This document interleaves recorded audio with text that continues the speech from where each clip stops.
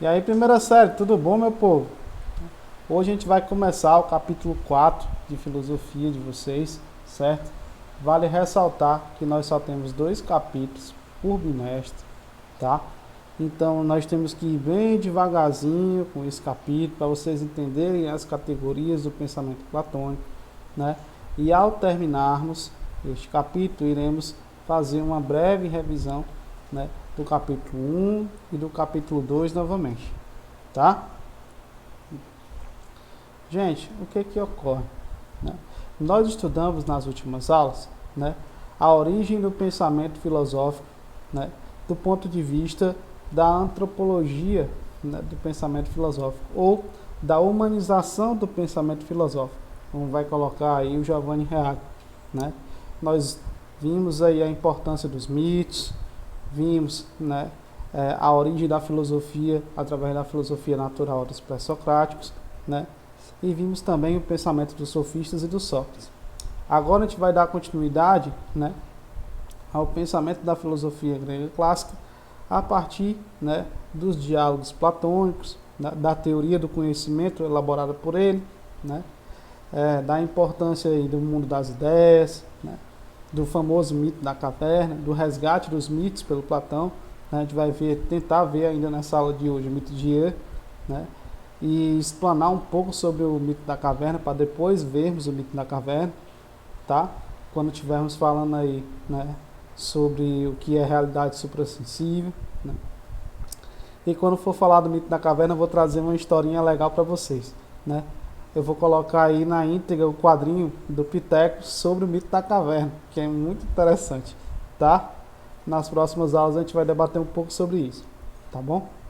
Só que na aula de hoje a gente vai conhecer um pouco de quem era Platão, né, como é que ele vai formular suas ideias, falar um pouco sobre os diálogos, né, que o método utilizado por ele, né, e também pelo Sócrates, no qual ele vai se inspirar no mestre para poder fazer isso, tá? Até porque nós só conhecemos o Sócrates via as obras de Platão, né, as obras que ele vai construir aí na sua juventude, seus diálogos de juventude, tá? E falar um pouco sobre o que seria a teoria do conhecimento em Platão. É o que nós vamos ver na aula de hoje, tá? Vou passar aqui, né, meu slide para vocês verem a agenda, tá bom?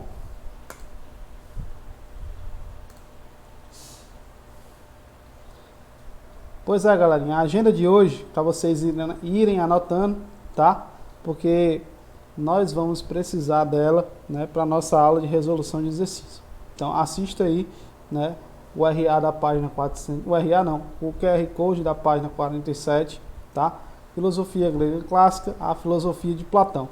Para entender um pouco aí da teoria do conhecimento do Platão, entender um pouco da questão da ética, da questão da justiça, né, do conhecimento político, tá? Para a gente ter aí um pouco mais de conhecimento para debater dentro do capítulo.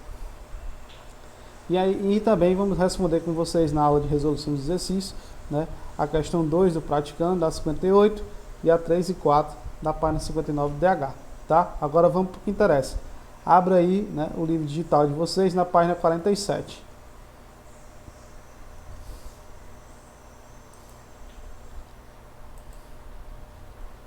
Vou colocar aqui no meu, tá? Lá em cima para a gente começar.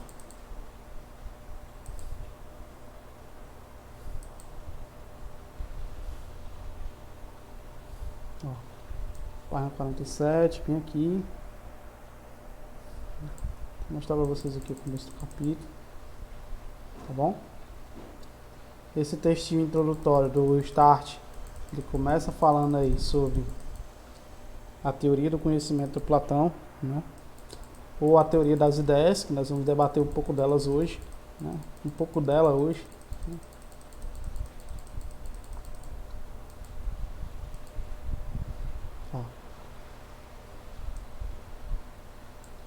Platão, o homem e a cidade ideais, certo? É o nome do capítulo aí de vocês de hoje. Vou começar hoje pelo aperte o play, beleza? Ou pelo start. Leia o texto e reflita sobre as questões. Assim, ó, Platão distingue 4 formas ou graus de conhecimento, que vão do grau inferior ao superior, né?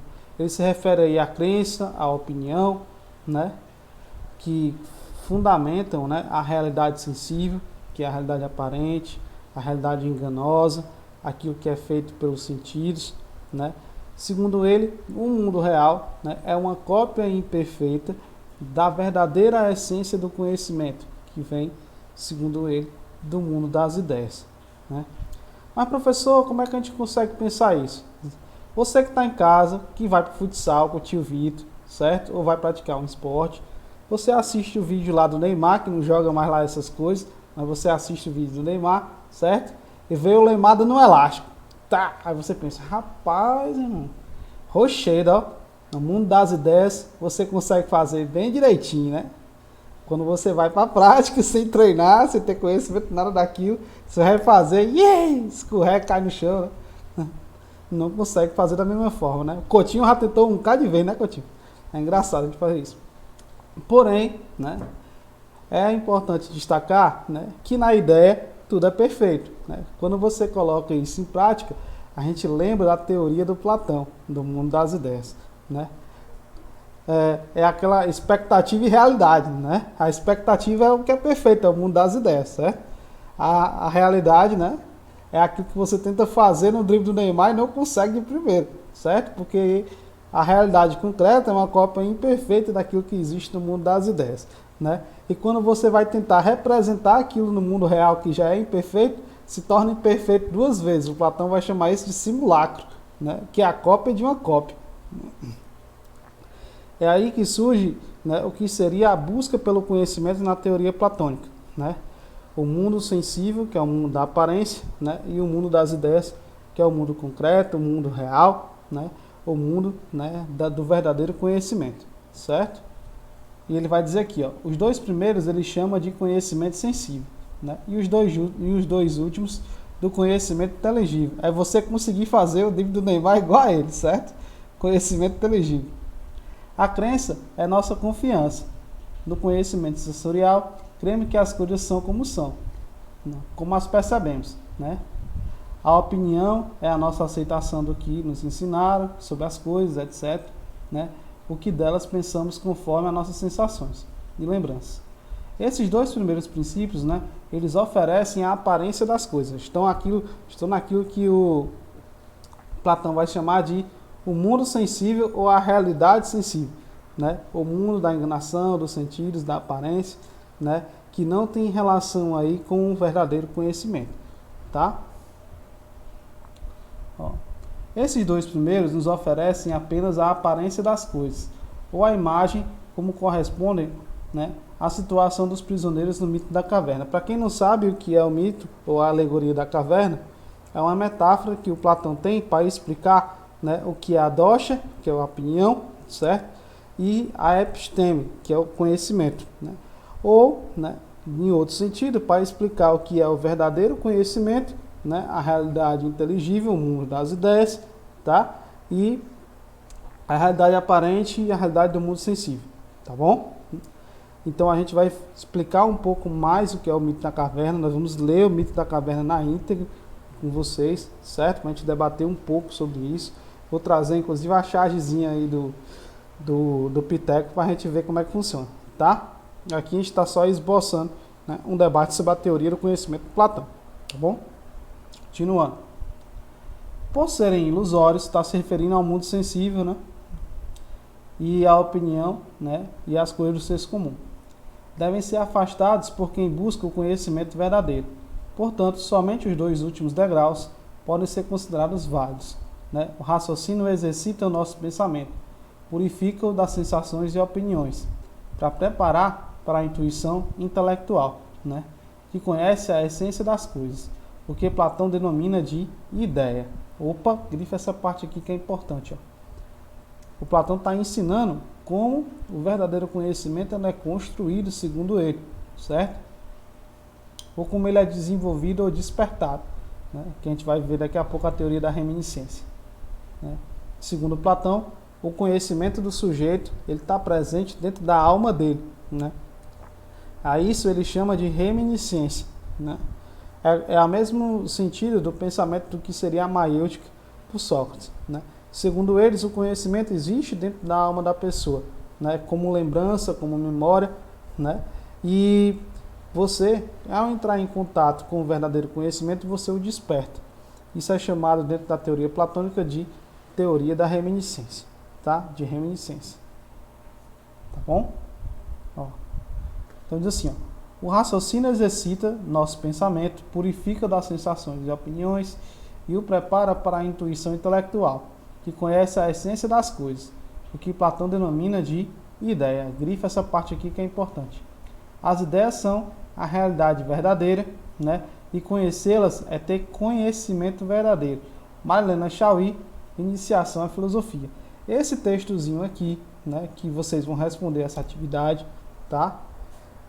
Ele é muito importante para vocês entenderem a base do pensamento, da teoria do conhecimento de Platão. Eita, menino, diabo nome feio é esse, né? É a partir daqui que o Platão tira a ideia básica do seu sistema sobre o conhecimento, sobre a ética e sobre a lógica do seu pensamento, tá? Agora vamos descer aqui para o texto. Só que antes da gente retornar a esse assunto, nós vamos conhecer quem era o Platão, né? E como ele vai construir o método para entender, né, aí o mundo sensível e o mundo das ideias, certo? O Platão nasceu aí no século IV, certo? E faleceu no século III. Né? Foi um filósofo ateniense do período clássico, né? Sendo discípulo de Sócrates e posteriormente mestre de Aristóteles, né? O Platão vai fundar a academia em Atenas, a Academia de Atenas, né? Em uma escola com o propósito de ensinar ou desenvolver a filosofia socrática, posteriormente a do próprio Platão, tá? Assim, o Platão vai ajudar a entendermos um pouco sobre a filosofia socrática, certo? Nos seus diálogos, né?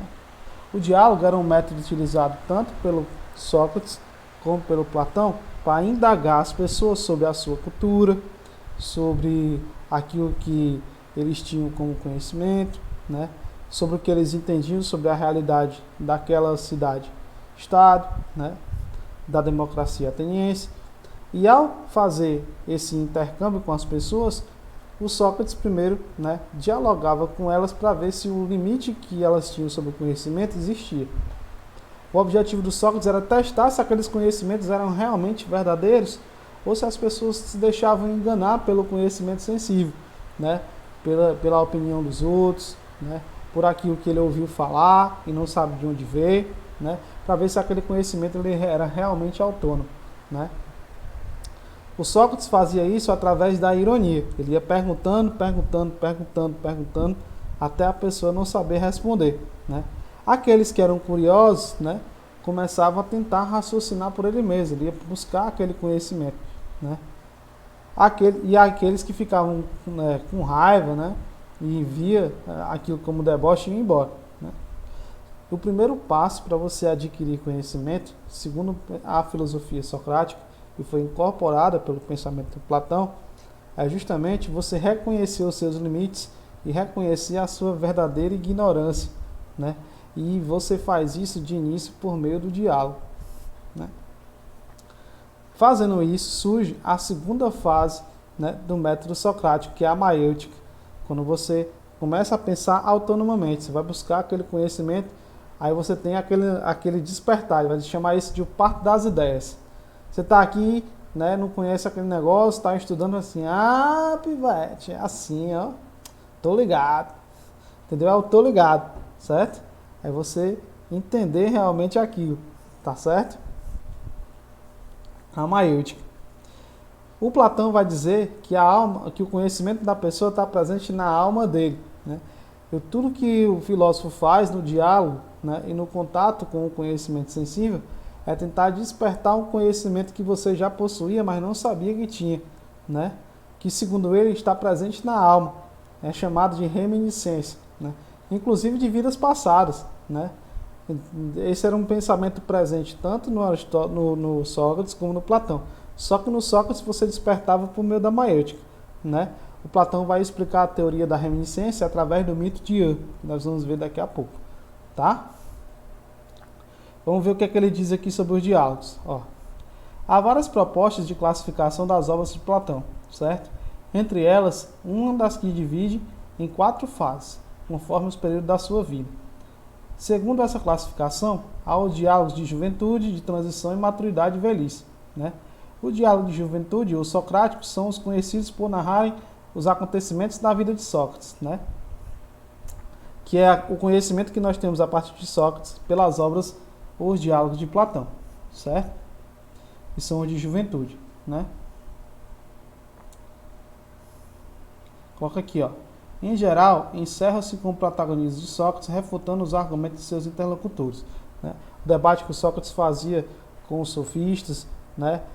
Os embates que Sócrates vai ter com a democracia ateniense, né? E também, né, a apologia de Sócrates, que é o seu julgamento, né? E o seu assassinato, se a gente puder dizer assim, pela democracia ateniense, né?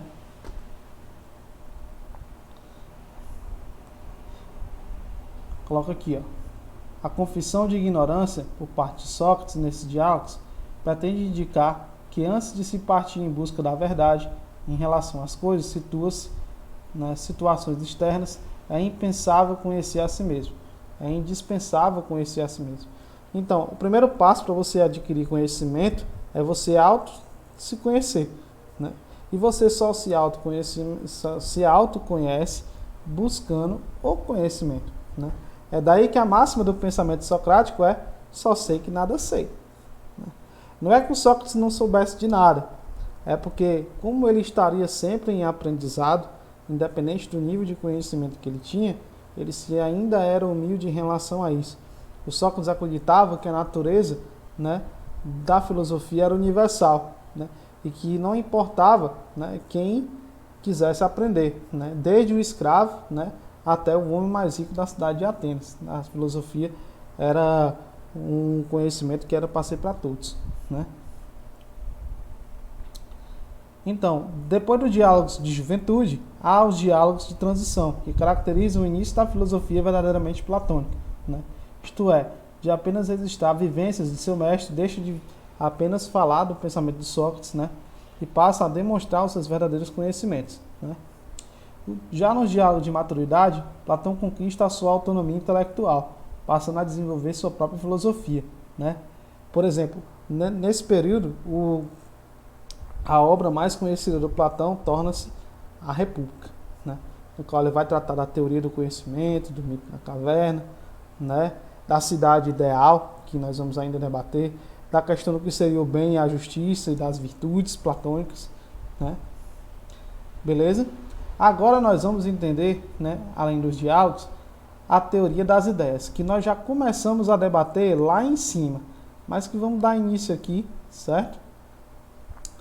Já começamos a esboçar lá em cima e vamos devagarzinho aqui, certo? Vamos ficar nesse tópico e na próxima aula a gente continua. Vamos lá. Desde o surgimento da filosofia no pensamento no período arcaico, né, com os pré-socráticos, havia preocupação em compreender a realidade, né, considerando as constantes mudanças pelas quais se passava, né, surgindo a questão, né, posta pelo embate entre as ideias entre Heráclito e Parmênides, o que muda e o que permanece na realidade, que permite que os seres humanos, né, construir um conhecimento seguro acerca de tudo. Ele está se perguntando aqui, ó, desde o pensamento do Heráclito e do Parmênides. O Parmênides e o Heráclito são os filósofos pré-socráticos, né, talvez que tenham conseguido alcançar um nível de conhecimento muito grande, né. O Heráclito vai dizer que o arquê, né, está presente na mudança, né, naquilo que acontece nas transformações da natureza, né. Já o Parmênides não, ele vai dizer o contrário, né, que o arquê, né, que o elemento primordial, aquilo que dá sentido ao mundo, está presente naquilo que não muda, naquilo que permanece, né, na chamada ontologia, aquilo que funda um ser enquanto ser, né. Por exemplo, segundo ele, o ser ele é imóvel, né, e imutável. Por exemplo, você, desde criança, né, você vive e tal, se desenvolve, né, e se transforma. Teoria do Heráclito. Porém, né, você constrói uma personalidade e quando ela é formada, né, ela é imutável se você for uma pessoa ética consigo mesmo, né? Você tem uma personalidade feita, você tem as suas escolhas, tem aquilo que você gosta, tudo isso vai permanecer, né? Isso é a sua essência, né? Isso é o seu ser. Assim você enxerga de forma simples o que é Heráclito e ao mesmo tempo Parmênides, né? Então, o Platão vai buscar entender a partir da teoria do conhecimento, né? Pensando naquilo que falou o Sócrates e também, né, um pouco dos mestres da filosofia pré-socrática, né? Dessa reflexão surgiram novas perguntas que levaram os pensadores, especialmente Platão, a considerar que existe uma realidade sensível captada pelos sentidos, né, que é mutável, que é aparente, né, que é inconstante, né, instável, né, fonte de enganos e ilusões, né, que é o conhecimento que você adquire por meio dos sentidos, da opinião, do senso comum, da não reflexão crítica, né? E em contrapartida, existe também uma outra realidade, que segundo ele, né, é para além daquilo que os sentidos podem captar. Apenas a verdadeira razão pode captar. Ele vai chamar isso de uma realidade suprassensível, que está para além dos sentidos, né? Ou seja, que está além daquilo que captamos pelos sentidos, que é constante, eterna e imutável, né? Essa realidade só poderia ser alcançada pelo intelecto, certo? Aqui ele relaciona o pensamento do Parmênides e o pensamento do Heráclito, da mesma forma que vai fazer posteriormente o Aristóteles na questão da metafísica, Parmênides e Heráclito, tá? A partir desse ponto, Platão elaborou a famosa teoria das ideias, né, para explicar como é possível passar do conhecimento sensível, né, fonte de enganos e ilusões, para o conhecimento inteligível, ou o mundo das ideias, ou a verdade, a aletheia, né, que reside, por exemplo, o verdadeiro conhecimento, aquilo que é verdade, né, a chamada aletheia, certo? O conhecimento inteligível para ele é o conhecimento da ideia pura, né, o conhecimento verdadeiro, que era alcançado somente pela razão, tá?